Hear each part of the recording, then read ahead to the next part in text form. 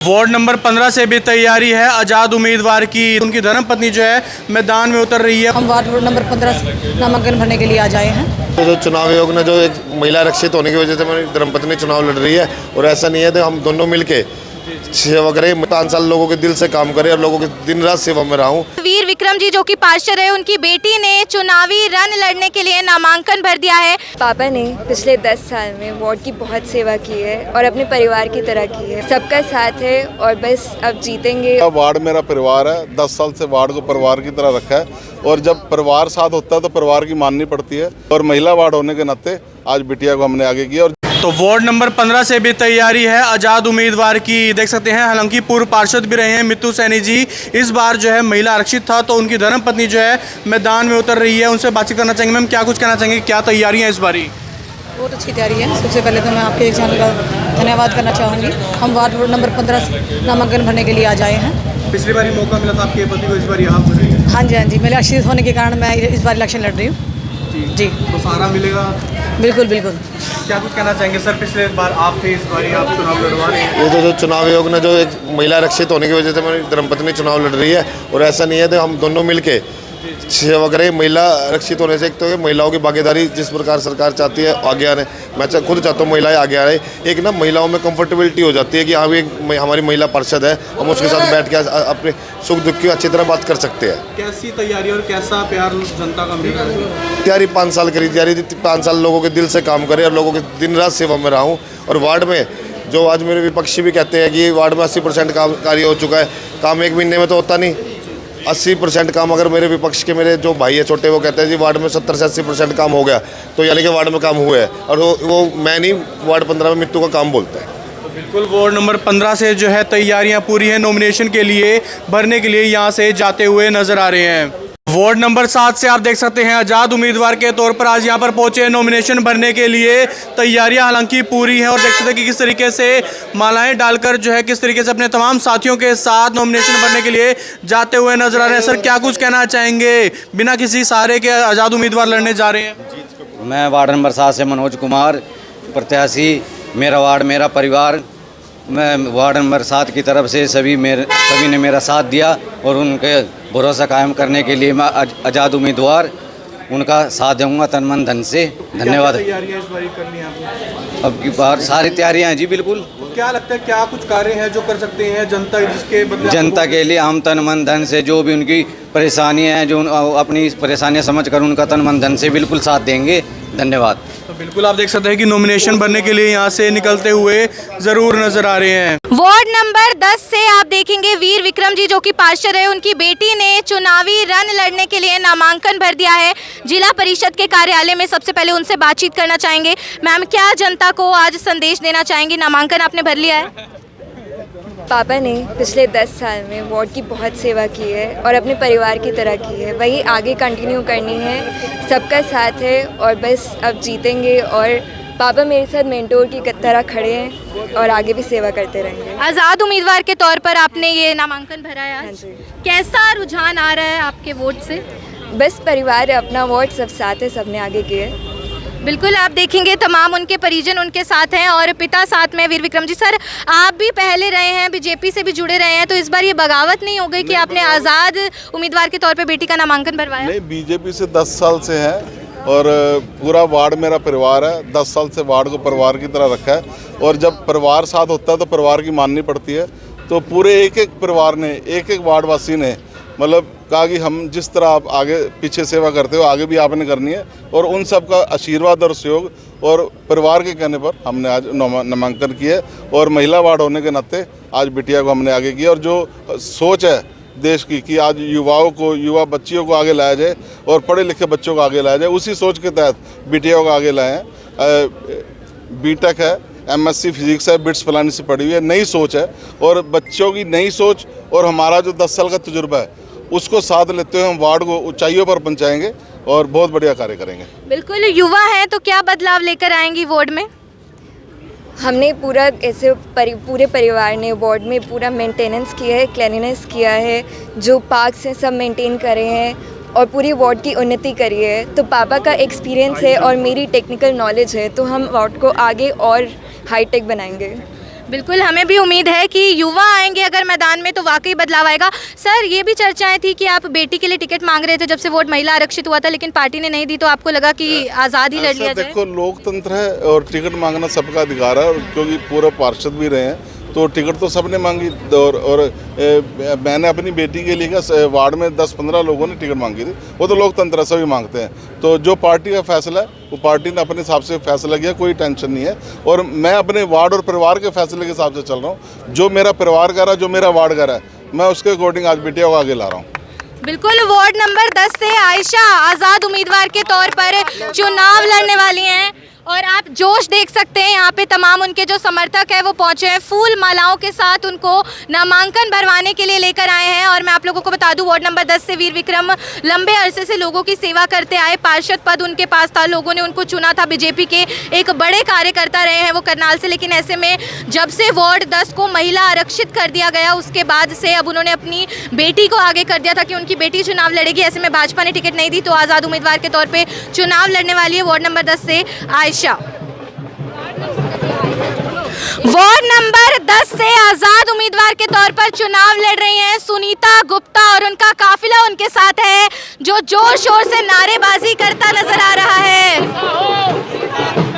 हमारा नेता कैसा हो अब की बार।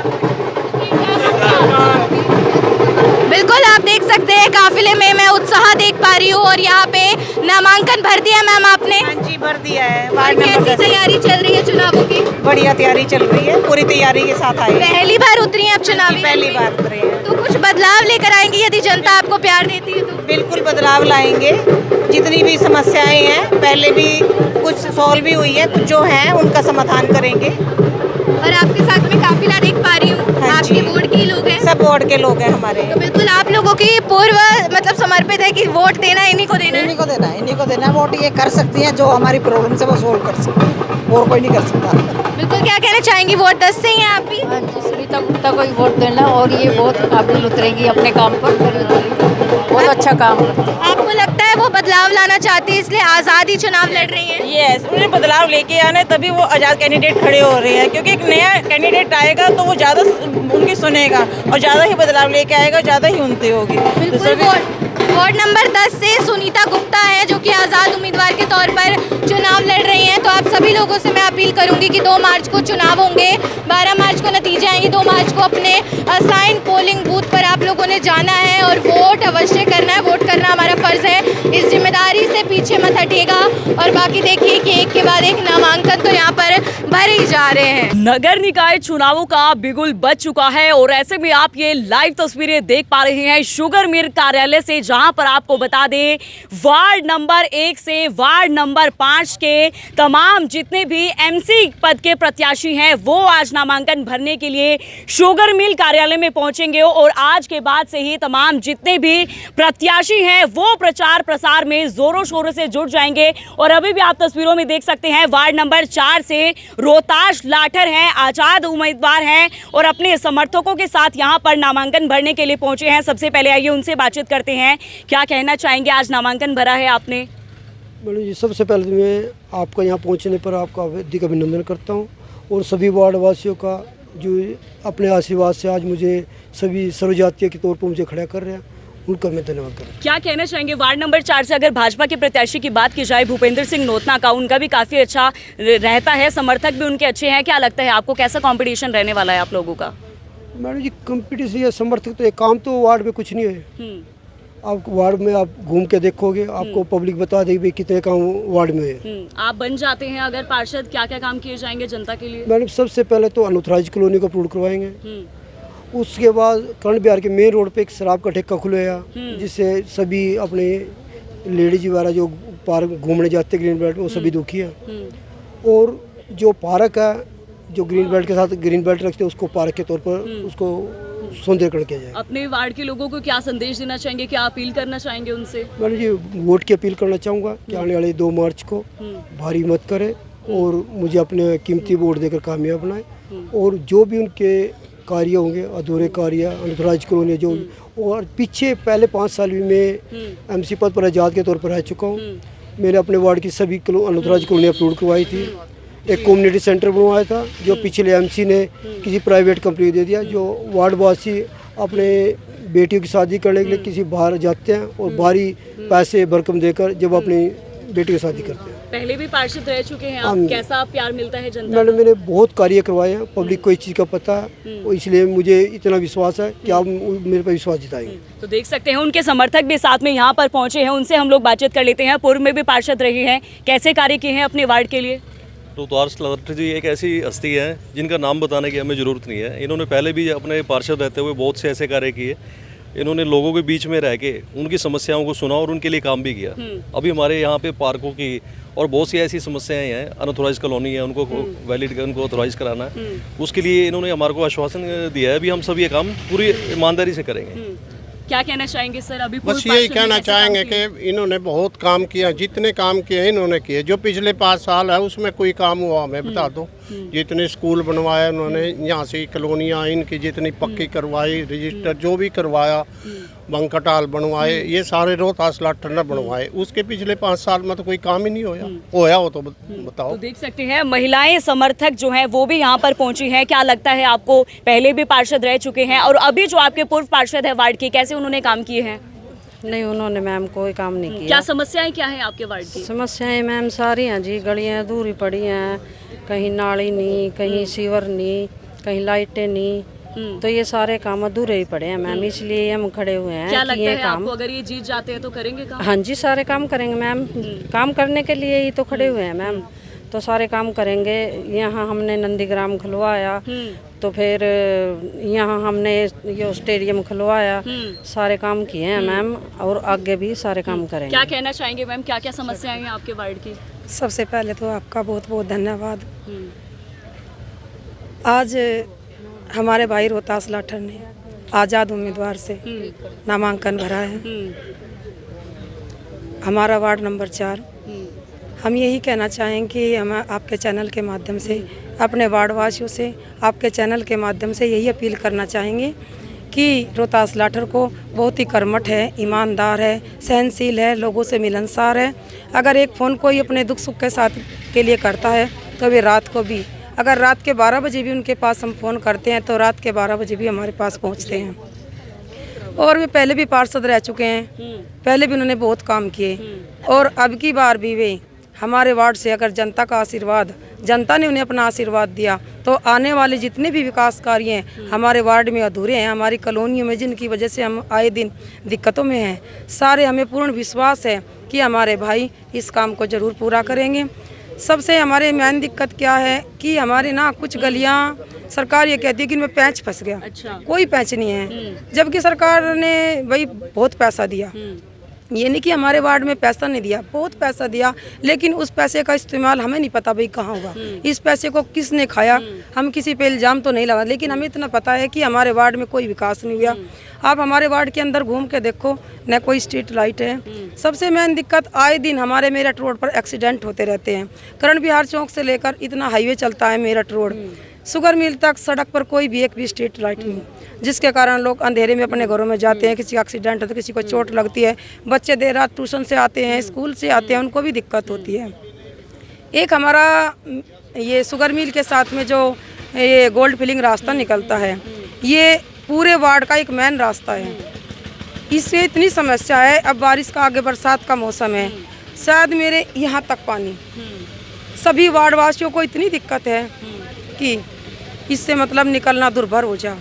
तो हमें अपने रोहतास भाई से हमें इतनी उम्मीद है, अगर जनता इनको अपना आशीर्वाद देगी तो ये जनता का ये जो रास्ते की दिक्कत है, सबसे पहले इन रास्तों को की दिक्कत हटाएंगे।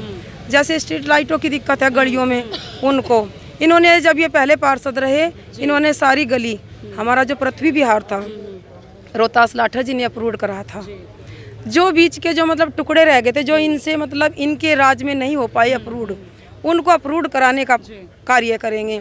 और हमें पूरा विश्वास है कि रोहतास लाठर जी जीतने के बाद, अगर जनता ने आशीर्वाद दिया और अपनी जो ये बहन उनके साथ में आज आपके चैनल के माध्यम से खड़ी है, अगर मैंने अपने वार्ड में 6 साल से उन लोगों की, चाहे मेरे माता पिता समान बुजुर्ग हो, मेरी हम उम्र मेरी बहनें हों, मेरे छोटे प्यारे बच्चे हों, सबके साथ अगर मैंने मिलजुल कर अपना काम किया है, एक छोटे आधार कार्ड से लेकर एक जाति प्रमाण पत्र से लेकर एक पेंशन तक अगर मैंने अपना काम किया है तो इस बहन को ज़रूर आशीर्वाद दे और हमारे रोहतास लाठर को भारी मतों से विजयी बनाएं। तो तस्वीरें आप देख सकते हैं वार्ड नंबर 2 से कांग्रेस की एमसी प्रत्याशी आरती काम्बोज भी नामांकन भरने के लिए अपने समर्थकों के साथ यहां पर पहुंचे हैं। आइए उनसे बातचीत करते हैं। मैम, क्या कहना चाहेंगी, कैसा मुकाबला देखती हैं आप? सबसे पहले आपके चैनल को नमस्कार, मेरे सभी वार्ड वासियों को मेरा जय श्री राम। मुकाबला तो देखो जी बराबर का ही चल रहा है, इधर से भी उधर से भी। क्या लगता है आप? हम चाहते हैं कि हम कांग्रेस से बन के दिखाएं। किन मुद्दों को लेकर आप चुनावी मैदान में उतरी हैं? वैसे ही अपने वार्ड की प्रॉब्लम को लेके, जो भी हमारे वार्ड की प्रॉब्लम है इसको लेके। विकास काम्बोज जी यहाँ पर मौजूद है। सर, क्या कहना चाहेंगे, कैसा मुकाबला आप देखते हैं, भाजपा कांग्रेस या आज़ाद उम्मीदवार जो खड़े हैं? पहले तो सभी को नमस्कार, आपके चैनल वासियों को और मेरे वार्ड वासियों को नमस्कार और करनाल की जनता को राम राम। मैं तो यही कहना चाहूँगा कि लड़ेंगे जीतेंगे। जहाँ तक कि मुकाबले की बात है, आप वार्ड में जाइए, हमने दिल जीते हैं, अब चुनाव जीतेंगे। बीजेपी ने हमें टिकट नहीं दी, उसको इसका खामियाजा बहुत भारी चुकाना पड़ेगा। मेयर को भी 20 के 20 वार्ड में हलचल तेज होगी। बिल्कुल। तो कैसा समर्थन मिल रहा है जनता का? हर तरफ से समर्थन है उनको। मंगलपुर से अगर जो वहाँ से कौन से एरिया आते हैं आपके वार्ड में? हमारे वार्ड में आर.के.पुरम, शक्तिपुरम, पालम कॉलोनी, प्रीतमपुरा, मंगलपुर, ये सारे एरिया आते हैं। और थोड़ा बहुत भी एरिया है, छोटी गामड़ी भी है, बुड्ढा खेड़ा भी है। सभी का समर्थन है। लड़ेंगे जीतेंगे। वार्ड की समस्या मेरी समस्या, उनका हल मेरा लक्ष्य है। और यही कहना चाहूँगा सभी वार्ड वासियों को, लड़ेंगे जीतेंगे और एक तरफा जीतेंगे, ये मेरा दावा है। समस्या क्या क्या आपके बारे में, क्या क्या लोगों की समस्या है, मतलब बताते हैं लोग आके आपको? सबसे पहली समस्या तो जो कच्ची कॉलोनियाँ हैं वो पक्की नहीं हो पा रही, वो पक्की नहीं हो पा रही। लोग आ गए, सड़कें तक नहीं हैं, गड्ढे हैं, सड़कें नहीं हैं, गड्ढे हैं, उनमें से चलना पड़ रहा। कम्युनिटी सेंटर नहीं है, कम्युनिटी सेंटर भी नहीं है भाई सामूहिक कोई प्रोग्राम कर सकें। बिजली की समस्या, लाइट्स की समस्या, सीवरेज की समस्या, सभी तरह की समस्या हैं। अगर जो जगमोहन जी ये कहते हैं कि आज़ाद बन के आप ये काम नहीं करवा सकते, तो मैं उनसे एक सवाल करना चाहूँगा, बलविंदर जी ने कैसे कर दिए काम? बंदे में दम होना चाहिए काम करवाने का। काम होंगे और करके दिखाएंगे। तो देख सकते हैं, काम होंगे और काम करके दिखाएंगे, ऐसा उनका कहना है। तमाम समर्थकों के साथ आज यहाँ पर जो है नामांकन भरने के लिए पहुँचे हैं। अब देखना ये बाकी होगा कि कैसा इनका चुनाव प्रसार रहता है और जनता इनको कितना समर्थन देती है।